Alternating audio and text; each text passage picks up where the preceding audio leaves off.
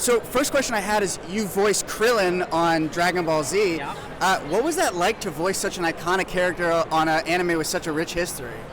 Well, fortunately, by the time I voiced Krillin, I had done some of the other legacy shows, Bleach, Naruto. So I was really excited. I'm really fortunate to be in a show like that, right? What I do remember, because it was 100 years ago, I do remember that we recorded all my lines like in a period of 2 weeks. Really? So in my memory, which is fading fast, it was a blur. I remember, I think Wendy Lee was one of the directors. We had so much fun, but then it was over. Wow. And then it aired in Asia and Australia, because I did the Bang Zoom dub, right? Mm-hmm. So it wasn't for like another 15 years, thanks to YouTube or whatever, that I even got to see it. Wow. So yeah, for being such an iconic character, it kind of like slipped away from me, and I didn't really have any connection to it until recently. Mm-hmm. So yeah. Well, that's amazing that you got to see it too. Yeah. Do you have a character that you've enjoyed voicing the most? Well, so for my career, what started my career was this guy. Of course. That was the Digimon. first job I ever got 20 Yeah. years ago, and that started everything else that I did. Wow. So he means the most to me. He's the most important to me, right? Yeah. But right now it's probably Monokuma from Danganronpa Games and Octagawa from Bungo Stray Dogs. So those are the ones that at least on TikTok, people are having the most fun with. Yeah, that's so cool. And then let's talk about your Digimon character. Yeah. I mean, what was it like getting into that character and being in amongst that world? It was my first foray into dubbing, and I didn't know what I was doing. And actually, for the first month, we were still working on tape.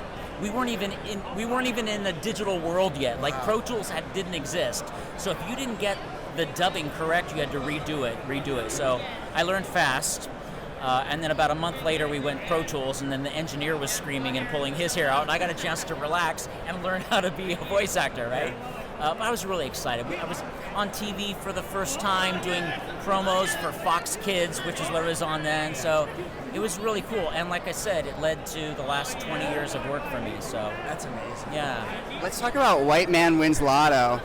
Trash Wins Lotto. Right, Trash Wins Lotto. Thank you so much. Yeah. We watched it on Conan, Oh, no, and yeah. we were curious, how did that role come to be? How did that performance come to be? And what was it like performing it live on Conan?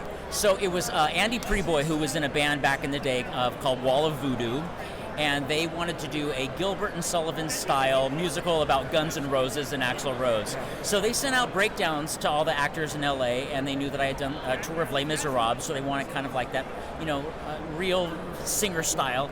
And I just went and auditioned. We thought they were vampires. They were rock and rollers. Like, we didn't know who these people were. And so I'm working with all these stand-up comedians and working at the Roxy in Hollywood. And they knew Dave Foley and Conan O'Brien from Aspen Comedy Festival. So that's how we booked New York. So we flew to New York. We did the show for a couple nights, and then they drove us out to the studio to do Conan O'Brien's show. He's 100 feet tall, by the way, Conan O'Brien. And I was terrified. You can't really... There's one shot of me on TV where I'm putting my hand out and I'm singing and my hand's kind of flickering like that. I was just scared to death. But it went perfectly. Good.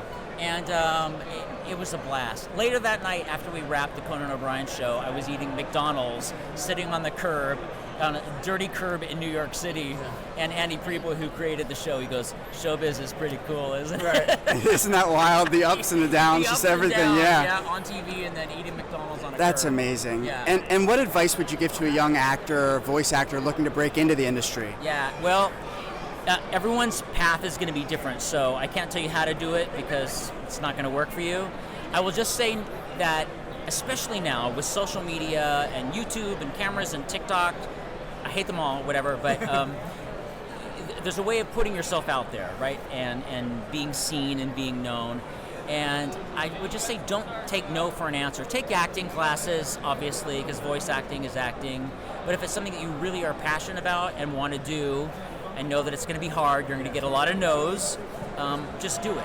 I support anyone who wants to do this for a living. I love it. What great advice. Thank you so much, Brian. I really appreciate it. Thank you. I appreciate it. Yeah, it was so nice to meet you.